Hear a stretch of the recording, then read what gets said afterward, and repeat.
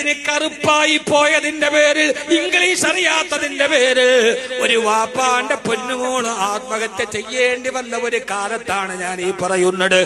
എന്റെ പ്രിയപ്പെട്ട പെങ്ങളെ, ഒരു വാപ്പാന്റെ പൊന്നുമോൾ 19 വർഷം ഒരു വാപ്പ കട്ടപ്പെട്ട് വളർത്തിയൊരു പൊന്നുമോൾ 4 മാസം മുമ്പ് കപിൽ തൂമിന്റെ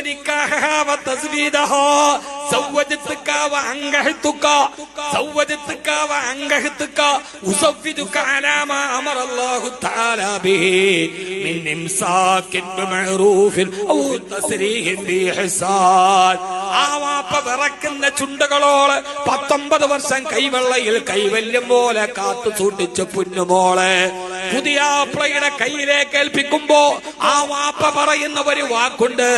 അറബി അറിയില്ലെങ്കിൽ ഭർത്താക്കന്മാരെ, ഭർത്താവിന്റെ കുടുംബമേ ശ്രദ്ധിച്ച് കേൾക്കുക.